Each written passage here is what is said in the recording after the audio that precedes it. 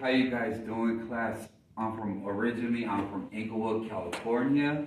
A quick side note: I'm a trumpet player, and I've been living in the high desert for like about going on 2 years. Well, today we're gonna discuss what is geography.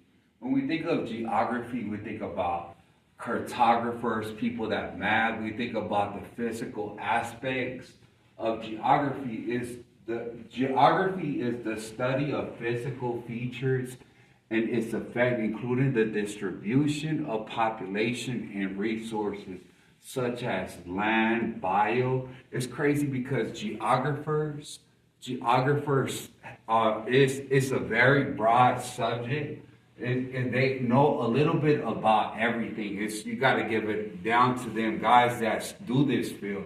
They have to know about mapping, about science, and there are so many different type of geos. Which is you talk about geo, it could be geometrics, which is physical. We got the geography. We got urban geography. We got demographic geography, which is dealing with the population. We have behavioral geography. Also, we have marine geography, which is dealing with bios, which is life. We have economical geography, which is crazy, but it's just so broad. And also we have, as I was mentioning, cartography, which is mapping. And we're going to get to that in a little bit. And also how geographers also are the cousins of geology, which we know that geology is dealing with the study of rocks, volcanic, but I call them the cousins. They all within the field, if they work together, they're most likely intertwined with each other, which we have anthropologists, which is the study of the bones and the primates and all of that, which that's deviating topic. They're all connected. As I was saying, we got geology, the study of rocks. We got anthropologists and geographers. They're all intertwined with each other. Now, geographers also study, as I was mentioning, they study terrain such as the mountains and landforms. But today we'll be touching on various topics.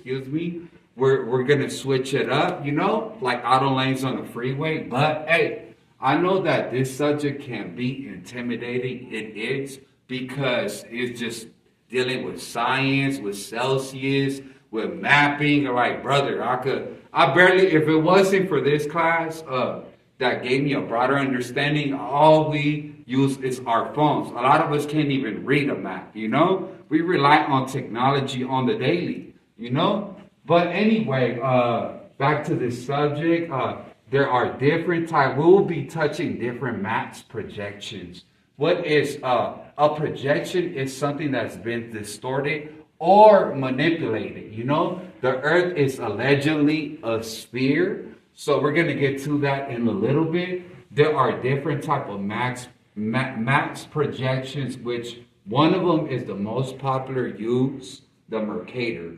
And it's crazy if you've been on the cruise, on the yacht, if you've been on your Ricky Ross level, you level up, you might want to go on the yacht. Hey, most likely your pilot is using a Mercator map. You feel me? But hey, so this map was it was established in 1569. It says best in areas around the equator, which, as I was saying, the Mercator map is used for marine navigation. So itself, like I said, if you've been on the cruise or in the Titanic, which we have in 1912, most likely that captain, when the sink went down, was using a Mercator map, which is used in navigation. And also we have another map, which is called the Robinson map. They say that this is the most accurate map and the most popular.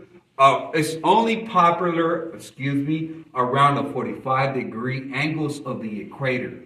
So let me go right back to what is a distortion of map projection. So when cartographers use the map, they have to we know allegedly that the world is a sphere, right? Which that's what they, and to all the flat earthers and all of that, that's a whole nother.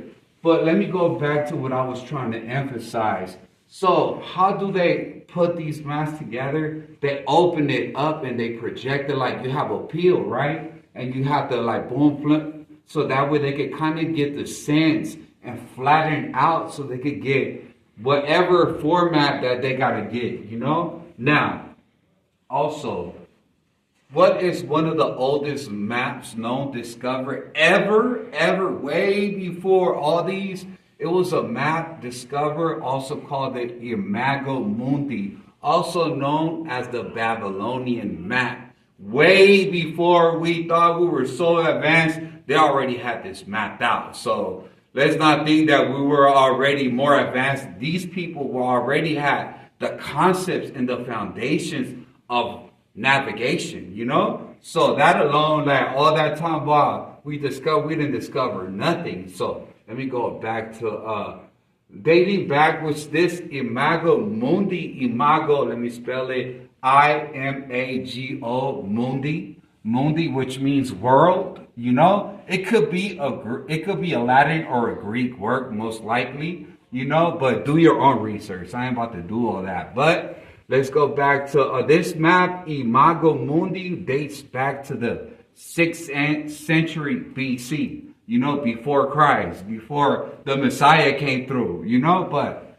their understanding of the world was already phenomenal, you know? So now, within those maps, we also have legends. What are legends? I'm not talking about the legend of Zelda, the legend, you know, whatever you think, your homie hood legend, you know. No, we're talking about legends, which legend is definition. Drum roll, please. Hey, explains the meaning symbol of colors. They're usually, I believe, they're usually on your right side of the map.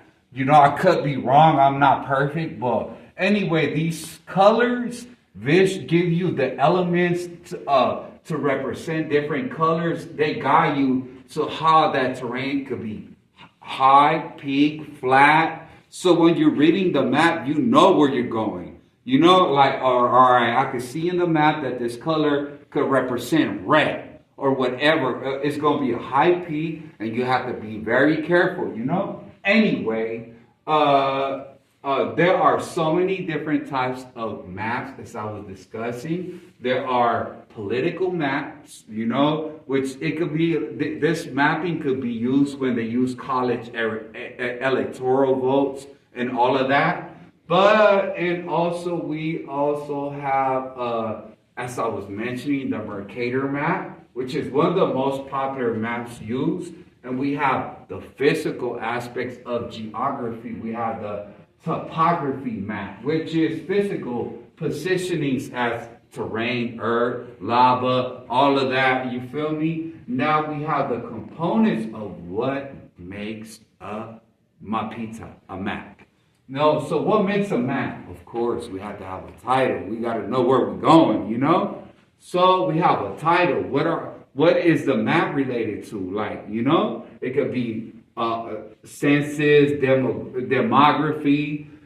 Also, we have to have a date. Is this map accurate or whatever? Now, we also have legends, as I was touching on. We have to know what land are we facing, you know? Is it safe to camp? Is it flat? Is there rivers around there? You know, you might be lost and might need a map.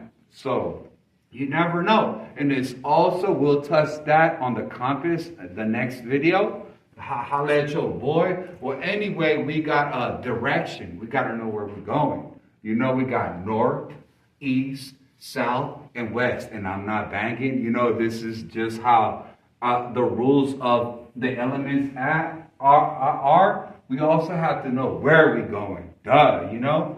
In addition, we also have the thermal mapping, which a lot of biologists use, and even geologists use, because when they study the volcanoes, the earth, and we also, no, tectonics is a whole nother different subject. We'll touch on that in another video. In addition, we also have the thermal mapping. Think of the thermal mapping meaning heat and temperature. Quick fun fact number 2. What continent do we live on? I'm not trying to undermine your intellect, but Hey, you know, in case you didn't know, and you've been living in a fossilized prehistoric time, like the Fred Flintstones, we do live in North America, gentlemen and fellas, and or the Americas, you know, which is also is broad.